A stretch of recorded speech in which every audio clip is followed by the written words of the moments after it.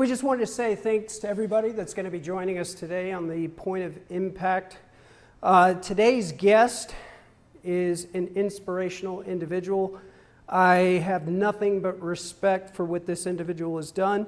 We're going to be talking to Jeremy from Everyday Citizens Tactical. He has done so much in a very short period of time that I think his story is an outstanding one and one worth listening to. So without any more delays, let's go ahead and start the conversation. Chris, thanks for having me, man. Well, Jeremy, thank you for making the drive. We very much appreciate it. So let's kind of start off with a little bit on your backstory. So I know that you've got some military background, you've got government service background. So let's kind of dig in there. Sure. Let's start where Jeremy really started to get into the world and start to see that America really is a great place, and there's a lot of really bad places on the planet that you really don't want to end up at. For sure. So I grew up in Kentucky, and like a lot of folks, I went into the military right out of high school.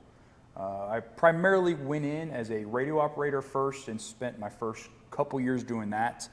And that's kind of where my appreciation for radio equipment and maybe even more so the planning side of radios that kind of came from.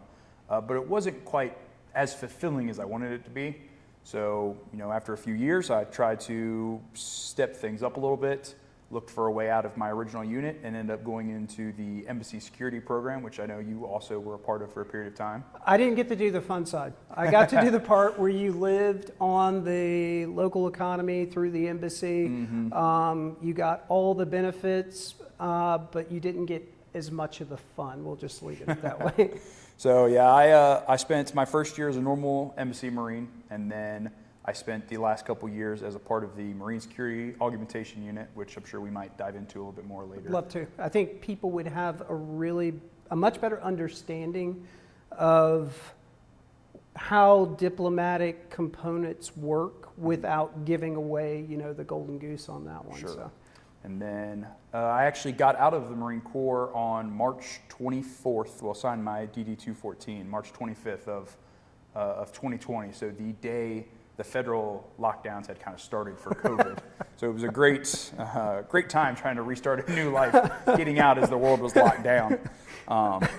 And then by that summer, I was going to the fire academy down here south of us, north of where I live in Cincinnati. And I've been in the fire service ever since. Got my EMT when I was in the Marine Corps, knew the fire service was a destination later. And now I'm in paramedic school, and we'll be wrapping that up in July. So I've got to admit, one of the best medical classes I've ever attended was one of the first ones that you put on through ECT. Mm-hmm. It was a great class, and there were a lot of stuff that I knew, and for me that's good because that's saying, hey, look, there are still some standards, but I know that medical stuff, it changes pretty consistently. It does. Medical changes all of the time, and even for us as first responders and nurses and everything, every few years they come out with new guidelines, and we're constantly having to re-educate ourselves. And really the reason we started with the medical programs were because there was a lot of stop the bleed and kind of baseline trauma classes as the civilian populace and even the first responder side, the non-military side, we're kind of starting to dive into medicine a little bit more. Sure. But it was very kind of basic and, ABC cuts that, hey, trauma is all you're ever going to deal with. As COVID kind of came around and the preparedness aspect really started to grow with people, we were like, we need to teach people more than this. There's so much more to all this than just apply tourniquet high and tight. There are different conditions. You need to be able to assess your patient, determine scene safety, actually coordinate people that may be bystanders to help you and help grow that care for that patient. And you saw it in the very infant stages of it. Sure. And since then, I think it's grown a lot. And in 2025, we're going to have a lot more to come with the classes. Well, I think it's really interesting because you were bringing up the infancy stages. It used to be airway bleeding, protect the wound, treat for shock. Mm-hmm.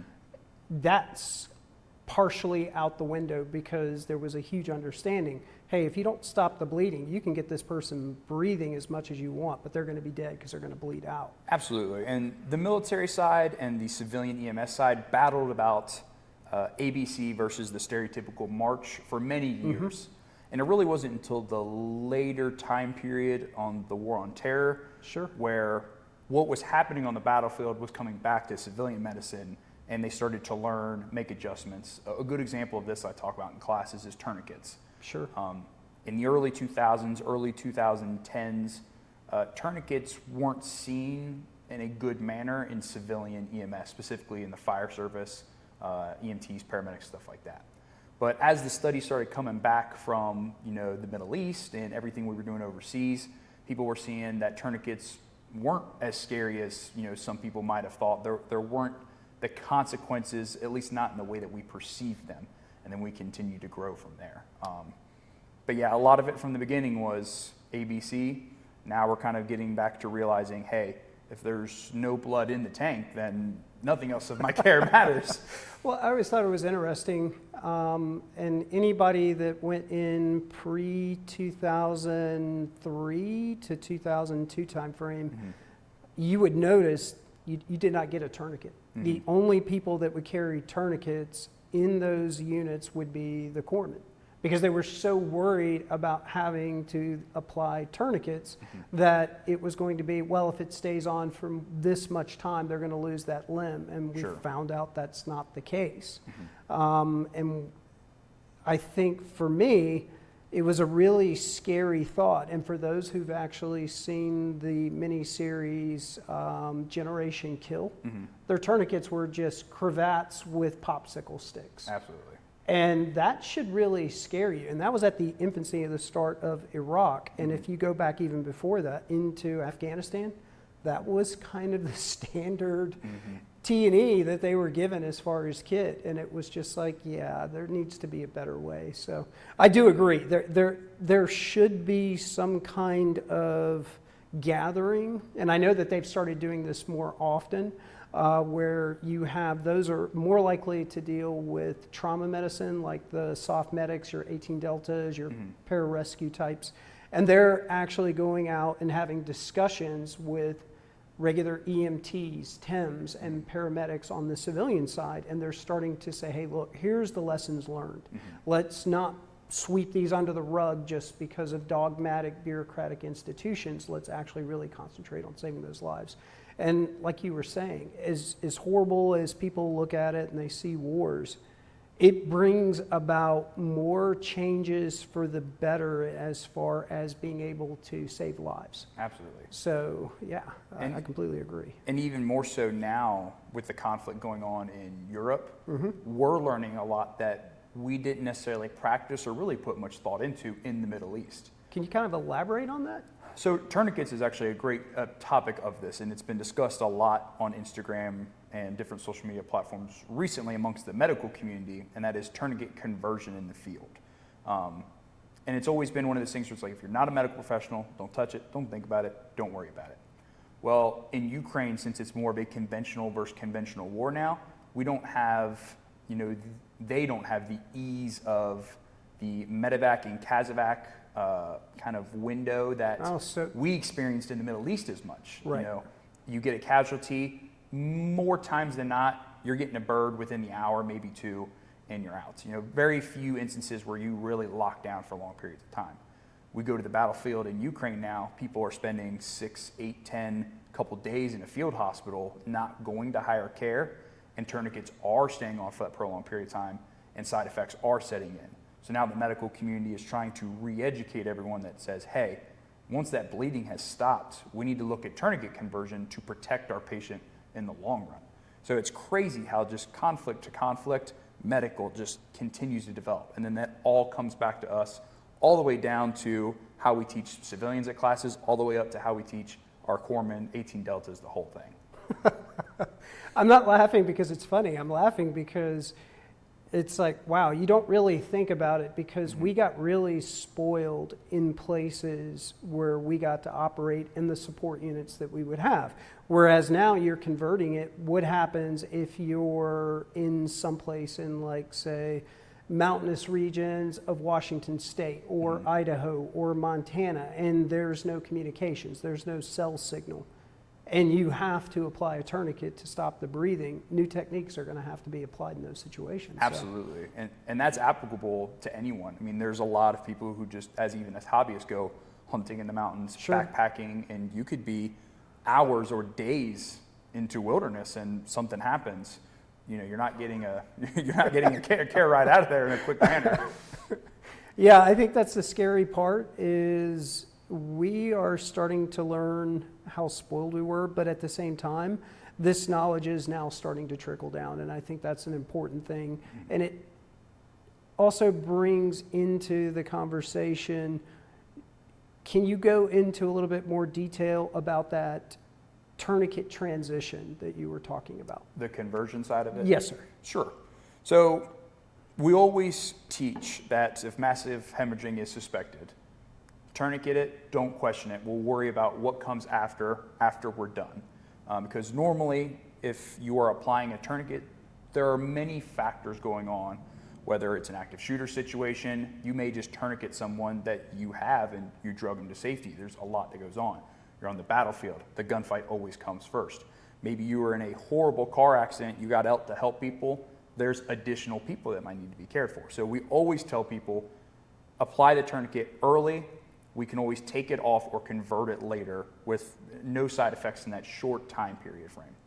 So when we talk about tourniquet conversion, essentially what we're wanting to do, which is part of our phases of March, is treat and pack that wound so that when we do want to release that tourniquet, we have a pressure and hopefully clot that's in place that will remain there and prevent it from the bleeding. So when it comes to tourniquet conversion, we have our tourniquet on. We're in a stable environment. We pack the wound as tight as we can. We wrap the wound, preferably with some sort of trauma dressing or a pressure dressing to hold that pressure in place. And then when it comes time to actually convert the tourniquet, all we're going to do is do it very slowly. One turn, wait. Do I see any signs that bleeding has continued? Bleeding has not continued? Okay. I do it another turn. And I just do that all the way until all of my slack is done. What we don't want to do is completely unwind our tourniquet and give that bleed the ability to just continue again. Right, because there is going to be some natural clotting that will occur. Absolutely. So. And then when we release that tourniquet slowly, what it does do is if there is the chance that there's a little bit of bleeding, hopefully when we pair it with our wound packing, we give it the ability to form another new clot, and we can deal with it from there. If at any point in time people see that bleeding has started or continued again, you see blood coming through the bandaging, tighten the tourniquet back up and wait for higher care. Since I walk through the steps, it's important that I emphasize at about the 6-hour window mark, unless higher care is present, do not convert tourniquets in a field environment, whether that be the mountains, the battlefield, whatever it is. There is a time frame where eventually acid will build up below the tourniquet site, and if you bring that back into the body, they may become septic or ill, and then you'll have a whole nother issues in their hands. So 4 to 6 hours past that, don't convert. So for someone who runs Everyday Citizen Tactical, I'm assuming plus the job that you do, what are at least the bare minimums you would suggest for an IFAK kit to carry in one's vehicle, in one's daily backpack, in their computer bags, whatever it is? What would you say would be the bare minimum that people need to have on them?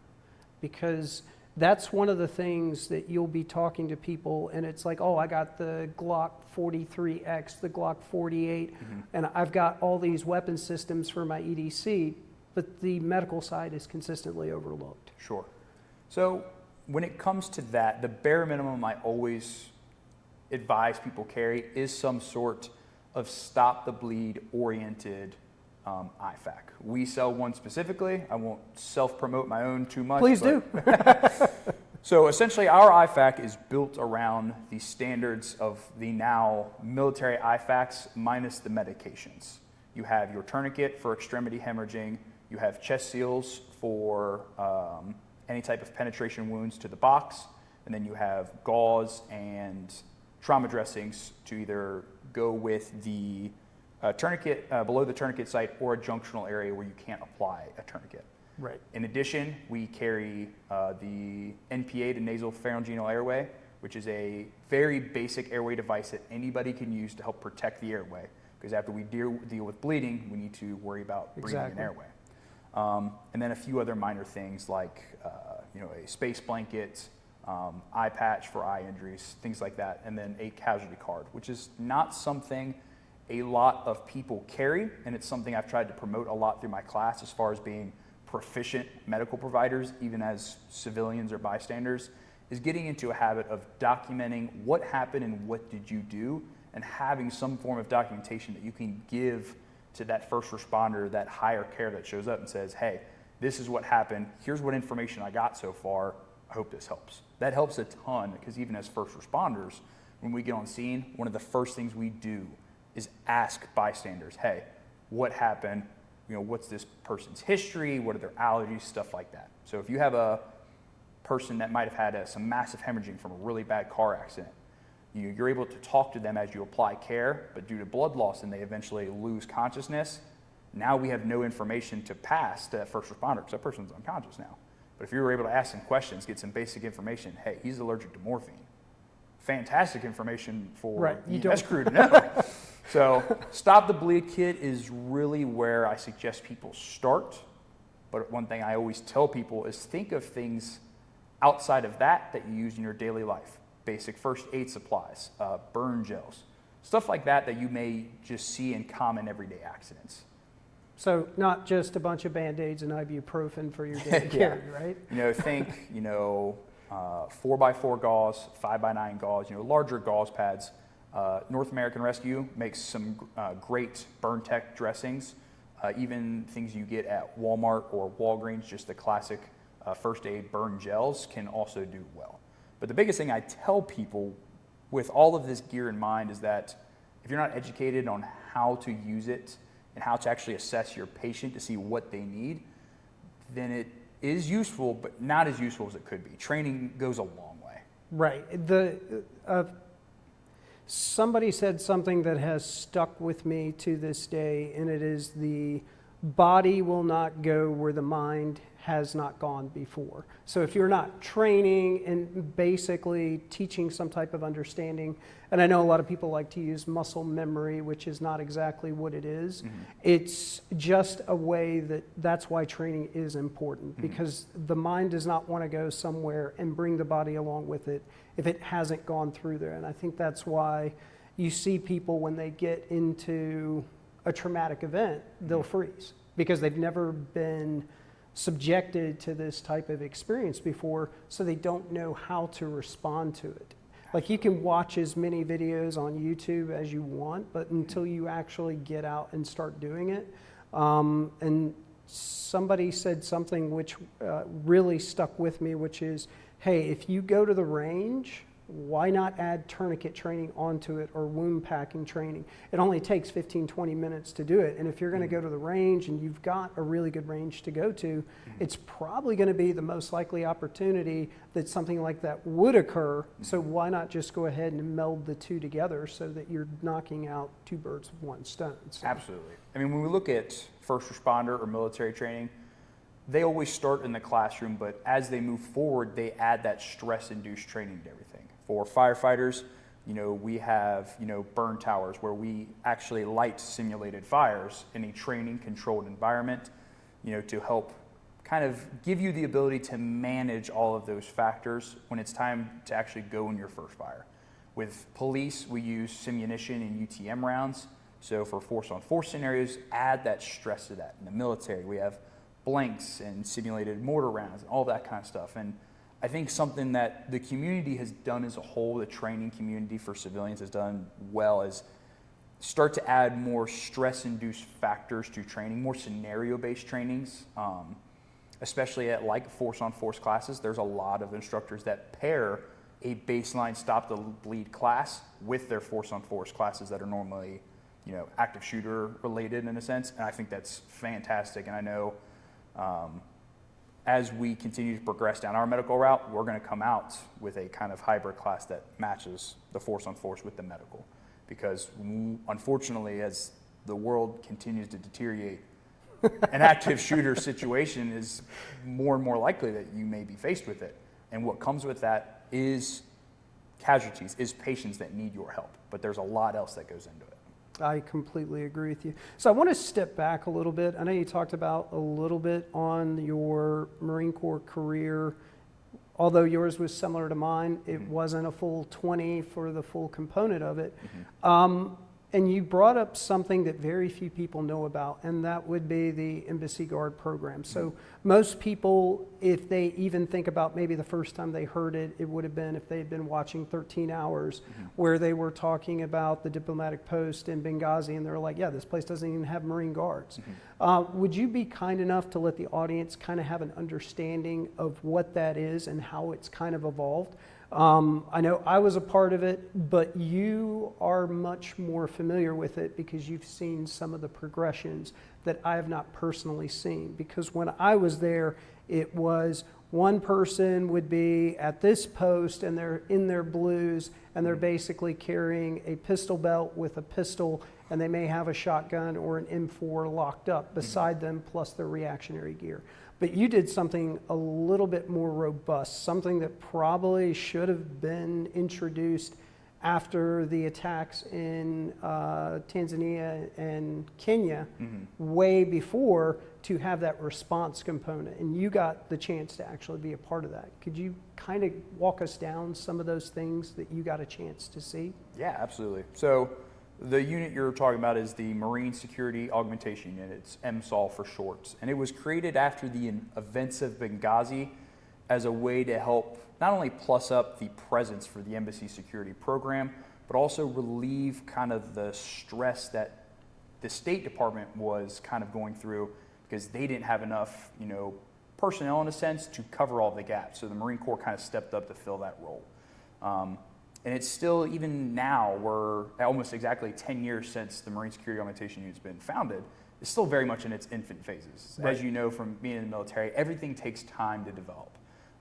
SOPs, how are we going to really make logistics, flow well, training programs. So I was there probably about 5 years after its inception, and it was kind of going into its next phase. In the beginning, MSAL were kind of referred to as just kind of cowboying it up out there in Quantico because there weren't a lot of rules and guidance. It was just a bunch of really hungry Marines that wanted to do more in the MC program. They're like, all right, here's a barracks and a bunch of guns and ammo, go to the range all day. And then that's really a lot of what they did. But as time has progressed, they've partnered with the Department of State a ton to offer a lot more diverse program of classes, whether it be the room clearing classes, whether it be the kind of like the crisis management and dealing with the Department of State personnel themselves, and a lot that goes into it. And people have always asked, why can't normal fast Marines do this job? Or why can't, just the Army do this job? And what goes into it a lot is that the Marines on this program know how the diplomatics work. They know how to talk with Department of State personnel because they're all pulled from Marines that were already at embassies. They understand how embassies are set up, how the SOPs work, so on and so forth. Sure. So then it comes down to, so what is this new unit going to do? And it has kind of three main purposes, and it may have changed a little since I've been there, but the three jobs were to provide type 1, 2, and 3 security for government personnel, which is the President, Vice President, and the Secretary of State. So when they travel, obviously they take a ton of agents with them, Department of State agents, federal agents, so on and so forth. But they do bring some Marines with them at times to help do like site security work, little command and control centers, stuff like that. Then there is the augmentation phase, which is where they are essentially trying to plus up security at diplomatic compounds. Not necessarily always embassies, but diplomatic affiliated compounds as a whole. Sure. They don't go places that the United States does not own or occupy. Right. Like a lot of people may not understand that U.S. aid actually falls under a State Department mission set, which is also a diplomatic facility in many cases. So. Absolutely. But they usually may not get the same protection, but it's also usually more working in line with NGOs and other groups. And I know that once you bring that up, people immediately start to say, oh, they're up to no good. They're just funneling all these other things.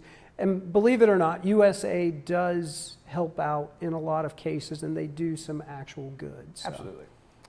And most people don't realize that there are a lot of countries around the world that embassies have many consulates Sure. in that exact country.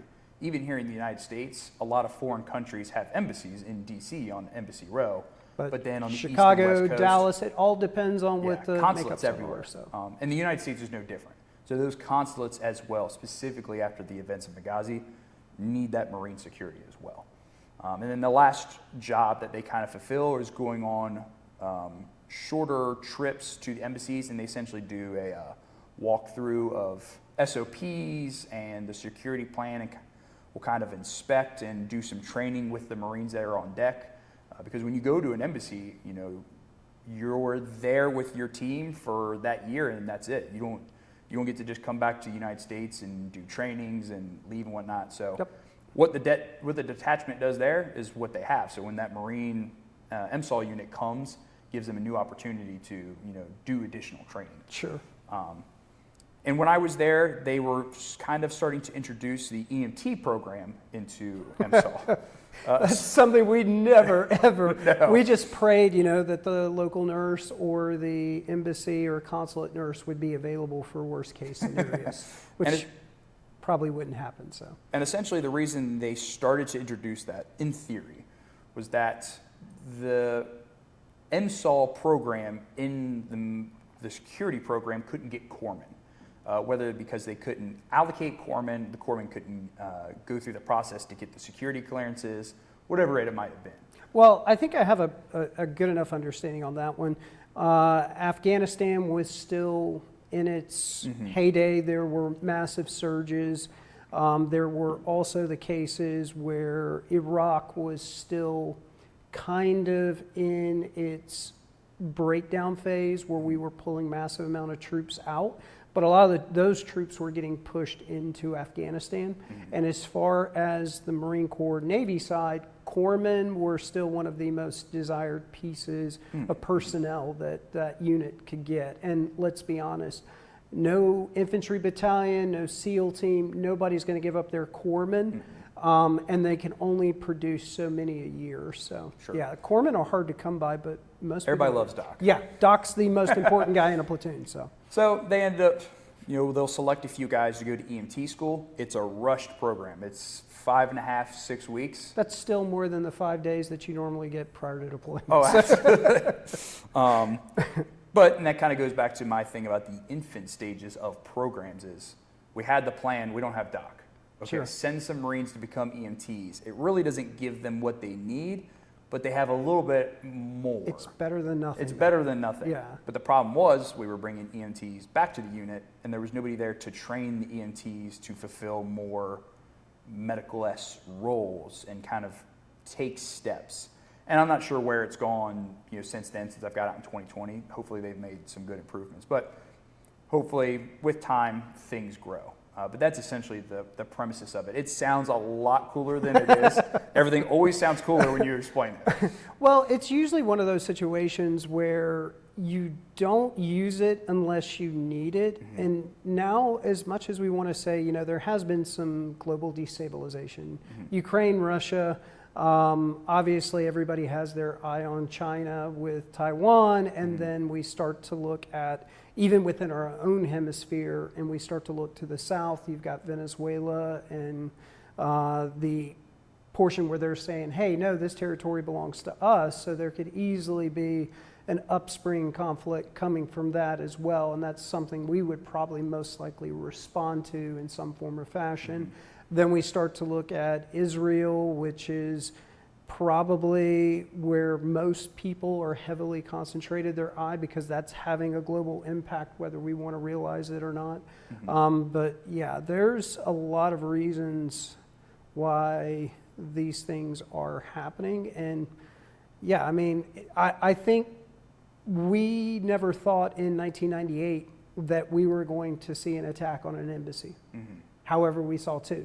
Absolutely. No one ever thought you were going to see that. And waking up and seeing it on news channels, and you have to look at it, and it's like, yeah, I knew some of those guys that were there, and the first thing you want to do is reach out. But the only option that was available was, hey, we'll send the fast teams out and basically secure the exterior, and then we can start doing the cleanup on the inside. So that was really about all that they could do.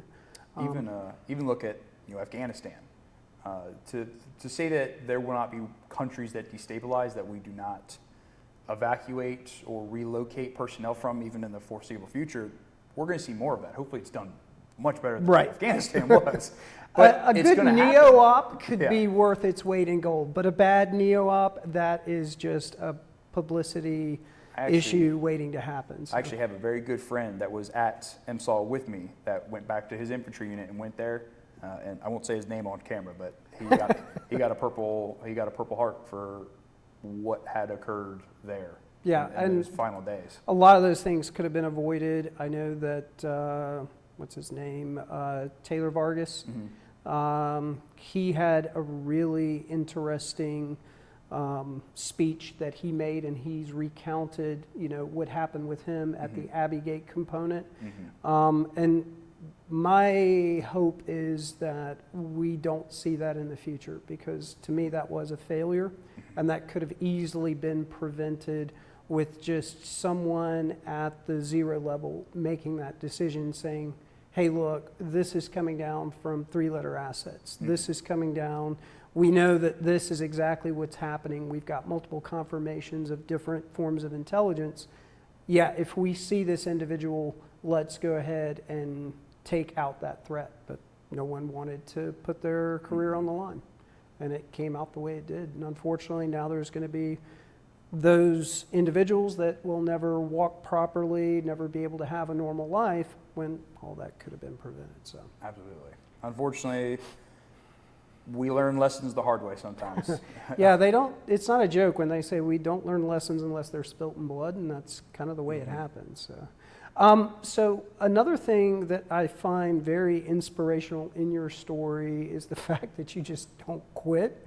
I definitely don't. You're an entrepreneur, and you are also a content creator. And I know a lot of people don't look at it this way, but content creation, it's important for a business. Absolutely. And you've kind of gone through the ringer when it came to that. And I'm curious, and I think a lot of people out here would be interested in how that actually happened and how you tried to overcome it, and then how it keeps coming back. Because I know that we sometimes will see it in some of the stuff that we do when we promote or put stuff out. It's like, oh yeah, we cannot show this. And it's literally a modified version of shadow banning.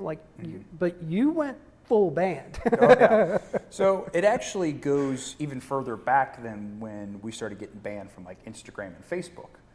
Before the ECT website was launched in the winter-s of 2020, I had sold some just general patches on an Etsy account. And it was kind of me dipping my toe into the water of whether I wanted to take the idea of ECT, because it was just a YouTube channel at the time, very small YouTube channel. And I wanted to pursue forward with a business idea. And so I put up a poll on my Instagram. I was like, if I sold these patches, it was actually our Minuteman patches, would you guys be interested in them? And a lot of people said yes, so we ordered the first couple hundred of them. I launched the Etsy store. I had a few hundred patches sold that very first night. I was like, wow, this is awesome. And this was fall of 2020. I woke up the next morning and Etsy had locked my account. I was not able to refund orders. I was not able to take out money from the account. I was not allowed to fulfill orders. And for anybody that has dealt with Etsy in the past, there is no customer support. No. It is almost all kind of AI driven in a sense. And if you ever do reach a customer service line, they're not going to be any help to you. So even to this day, I have several hundreds of dollars locked in this Etsy account that I just can't access. So I had to refund everyone's orders through my personal money and then send out, all of the patches, because I didn't know when things were going to get locked up. And essentially, they had no reason for me. They were like, sorry. What doesn't make sense to me is that's your money. Why can you not just say, that's fine, you don't want to do business with me, allow me to take out my funds and we'll call it even, I'll just move to a different platform on it. especially given what it was, our Minuteman patch. Very simple, not very graphic, anything like that. There's patches on Etsy with, guns and, all different types of stuff. It really is. It really confused me as to why we caught the heat for it. But so fast forward, this actually motivated me to start the website. I was like, well, if I start my own website, I control what goes on it. I can't be, hopefully, interfered with. Sure. Learn that lesson the hard way. So we launched the website, patch sales, some t-shirts, stuff like that were going well. The YouTube account was starting to gain a little traction. So we started to come out with the first line of medical products, which was our trauma IFAC, which is the vacuum sealed, basically stop the bleed IFAC. Correct. The IFAC Plus, which was the initial round of a nylon IFAC. It was the IFAC Plus some of those first aid supplies we talked about earlier. Right. Essentially, it was perfect for you to put like under a car seat, in your backpack for the day. Like that's what its purpose was. And then our in-house casualty cards. Most of the casualty cards you find online are very military kind of formatted. The scheme of the cards is the same, but instead of your ZAP number and all that, you just put like patient name. So those were our first 3 products, and those launched in February of 2021. And 3 days before the launch, they shut down our Instagram account. But it wasn't just the ECT Instagram account. My personal Instagram account got deleted. My personal Facebook account got deleted, which was running the ECT Facebook page. So all of that got canned a few days before the launch of this medical supplies that we had worked months towards getting the partnership with North American Rescue, the nylon, product images, promotion, all of that, and then gone. And we spent probably 3 or 4 months unable to set up any accounts again. We were finally able to set up Instagram accounts again. We never could get back Facebook in the fall of 2021. And then before the first Human Trafficking Awareness Range Day, later in that time period in 2022, Instagram down again. And it just, every time we would create accounts, delete, delete, delete, delete. Luckily, we're on almost a full year now of having our account up. But even since then, we can't grow our account. Instagram will not let us grow to what our previous number was. We constantly get messages that, hey, you can't be exposed to new followers. We're not going to promote this post, XYZ. But then you go to your account standing and they're like, oh, your account's fine. Yeah, it's We just green don't all like the way your across. content. Right. Yeah, it doesn't make any sense. Well, it makes perfect sense. Mm-hmm. It's what's going on behind the scenes. And I think what has come to light between, say, 2022 until now, we're starting to see a lot of stuff that's coming in from behind the scenes of certain individuals asking, hey, if it includes these terminologies or if it includes these subject matters, let's basically try to push them down so that they cannot get the reach that they're hoping to get. So, and a lot of people don't realize, because I kind of went down the rabbit hole when it came to all this. I wanted to understand why things were happening the way they were. Most of this has nothing to do with actual human interaction. A lot of this is computer driven to basically go through different filters and keywords and stuff like that, and that's what gets you banned. When you actually talk to somebody from Instagram, if you can ever get anybody from Instagram, Facebook, Meta, they're like, oh yeah, that's not us, that's the computer program. And if you actually know somebody there, they can reverse your account. I'm not important enough to know anybody at Meta, so I don't get that privilege of getting that reversed. well, another issue that most people don't really want to discuss is a lot of those, I don't necessarily want to refer to it as artificial intelligence, but a lot of those scrubbers that they're using, they may or may not even be located in the US. So Meta would be, in essence, under the speech laws of the country in which it was flagged. And then they would say, well, we can allow it here in the US, but in Ireland, India, and these other places, you're restricted, and because it's in more than one, it's going to be restricted to all. And Absolutely. That's just ridiculous. So, and that's a good point when you bring up like other countries' laws or speech laws or anything like that. We've been doing a lot with Red Right Hand recently, and we've been trying to promote some of their line of rifles. And when those posts get taken down, it will specifically say you are selling or promoting illegal items, even though they're legal here in the United States. right. where it may be in where it got flagged, that is illegal, and there's no way around it, and that's the unfortunate part. Well, there's ways around it. I think it's just there is a lazy component which Europe sets up their own filters. Like most people may not realize this, but Europe has a set of filters that they use, and now there's going to be some things and get through it, like with Twitter. Elon Musk has came out and said, yeah, there's going to be certain things that we will set up filters for these countries so it doesn't impact this region, this country with these specific set of laws. Whereas Meta, from what I have understood, talking to people that have had to deal with some of the issues that you're discussing, they kind of keep one baseline filter. And once they start to get complaints from other areas, instead of putting up that firewall and allowing it to go everywhere else within, say, here, Canada, the Philippines, which actually does have a significant pro-firearm community, which people don't really think about, but they do, and they do want to see those content components that do go out. But yeah, I think it would be a much fairer system to say, hey, look, let's set up our bylaws and make them transparent, but set them up to the way that each country has theirs. And if they're restricted here, that's fine. We only keep them in this country's parameters. But for most of us that have our own businesses here, we're not worried about Russia. We're not worried about Ireland. We're not worried about Europe or parts of Asia.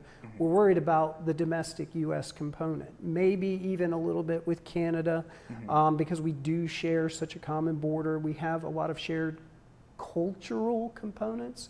Even though the more I look at Canadian news, I'm thinking maybe we don't have as much as we used to. Not quite. But I will say this, if you don't go to places like Toronto, Quebec, Montreal, where it's much more urban, but you go to the rural areas, it's a completely different experience in Canada, and it's almost like going to the U.S. with just a really weird accent. And most everybody in Canada that are from those parts, it's almost like going to Montana, Idaho, places like that. They're very warm, welcoming people. So I won't say anything negative about Canadians. I'll just say that there's some really crappy parts in Canada. We could probably say the same thing about some of our own cities. Yeah, we could probably say the same too. So I think another big aspect to all of this, though, is also what we deal with here on the home front, because unfortunately everything is politicized. Way too much. Way too much. You could be a company that has nothing to do with politics. Maybe you just do first responder, military classes, equipment, whatever it is, and you will still fall subject to the political game and scheme that the civilian side is wrapped up on. You know, what we want to do, what we want to promote, you know, well-armed, well-trained, responsible citizens. Some people just don't agree with that, and it doesn't matter what your message is, that you will be targeted. And I think not just from the social media company's perspective, also the individual perspective, there are a lot of issues where accounts just get mass reported, and since you are already on that fine line of content of being allowed, not allowed, that may push you over the edge. And I think that's another big issue that a lot of us may face, is just targeted from individuals. So since we're kind of moving through this subject line, what were your actions that you took to try to prevent that for future bans, for future shadow banning or things like that? Just because I'm sure there's going to be one or two people that are going to be listening to this, and they're going to be like, yeah, I always thought, you know, I had some good ideas. I wanted to start my own channel. You know, how can I prevent my ideas from being spread to just being completely destroyed just by the push of a ban button? Sure.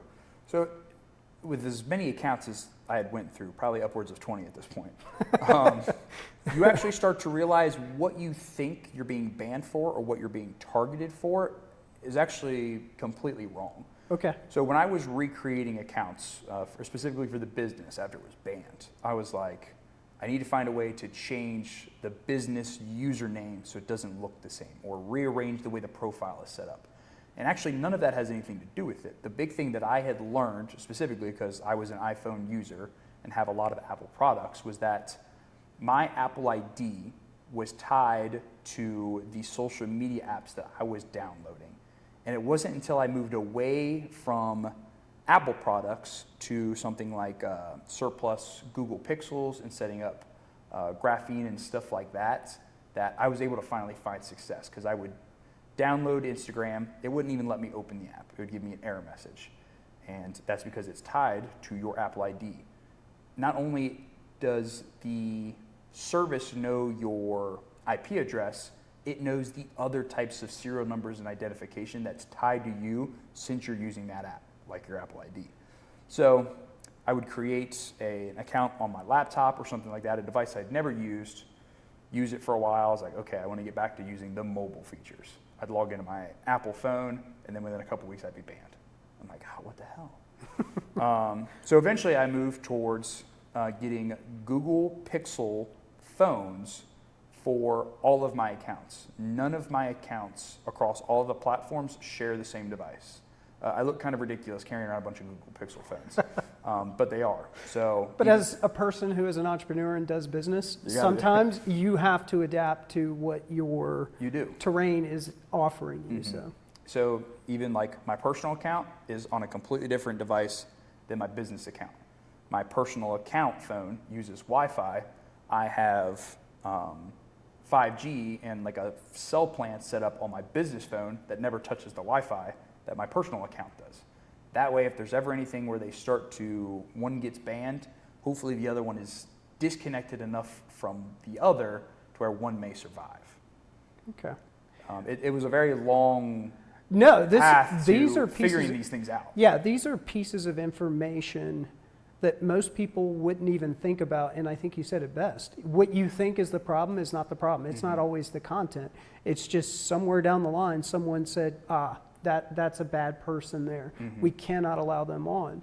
Now, with all that being said, have you expanded it to, say, other platforms like X or other means in which you can actually promote the company and yourself? Sure. So when we first got banned in the beginning of 2022, can't remember the exact year. But when we first got banned, it blends together when you go through 20 accounts. When we first got banned, I came up with the idea of the podcast. And that was essentially a way of me continuing to spread more content-related things because I really like making YouTube videos. But it takes a while to make YouTube videos. Because you've got to edit, you've got to do all the other stuff. Lighting, actually set up scenes and whatnot, especially when you're a small business. You're doing it in the woods, your house, garage, whatever it might be. And not to mention time, because you've got business things that need to get done, and you have to be able to fit those in where you have the time. But I also wanted to bring on other people. And just like we're doing right now, I love conversating with other people and telling other people's stories. And we've had some phenomenal guests on the podcast since that range from civilians to veterans to law enforcement to those that work in the engineering community and work with radios full time. Like we've had a ton of great guests on the podcast. So we created that. For a while we had TikTok. But I eventually ended up deciding to delete the TikTok for two reasons. One, I did not like the way that TikTok was kind of feeding us in the algorithm in a sense. I felt like our most unimportant posts on there were getting the most attention. And I felt like I was kind of just playing on loop what I was doing on Instagram. That, and then I found myself just aimlessly scrolling on TikTok at times. And I was like, this is not productive. This is not productive or mentally healthy for me. I told myself when I got it, I was like, this is for business only. And then I was like, I'm bored. Time to scroll. So eventually we deleted the TikTok account. So we're on Instagram.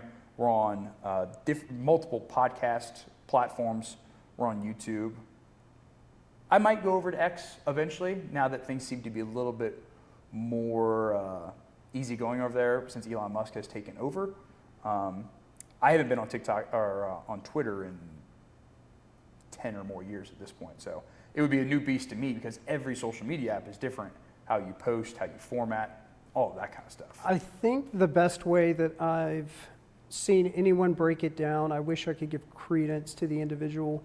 It might be Joe Rogan or one of his guests, which was Facebook is for sharing with large type components, things for like businesses. IG is more business, but with a touch of privatization and learning about new things. But X is still very much a political animal. Whether we would like to use it for business, you can get some traction depending on the type of business that you have, and with a lot of things, they do want you to pay for advertising. But X, whether you started when it was first as Twitter or now, it's still pretty much a political animal. Sure. And I've noticed that from when we did have Facebook, even though Facebook and Instagram are tied together through Meta, you got to be a little bit more careful on Facebook, I feel like. Facebook's got some stronger parameters to what they flag than Instagram does. I think that's a big reason why we didn't push as hard to recreate the Facebook, because a lot of our content we were kind of coming up with wasn't transferable over to the other platforms. Jeremy, do you want to let everybody in the audience know where they can find you? Absolutely. So you can find us on Instagram or at our website, www.everydaycitizenstactical.com. If you're looking for content, whether it be medical related, radios, gear reviews, all of that kind of stuff, you can definitely find us on YouTube. That's probably where we post the most. You can also find all of the episodes to our podcast on YouTube as well. And I will simply stand behind Jeremy and his journey as he's growing both as an entrepreneur, a content creator, and as well as an information sharer. He's got some really good stuff out there that's available, especially when it comes to the medical side, communications, and he's got some really fun stuff, especially I think one of your first videos with your layout, awesome video. I think that was the first time that I came across your channel, and I was like, this dude is awesome. All right, so we're going to go ahead and we're going to go ahead and sign off on this episode. We want to say thank you for all those that have tuned in to watch. Feel free to go to our IG channel, our Facebook channel, or our YouTube channel, which is probably where you're going to be watching this now. And we want to say thank you for all the support over the years.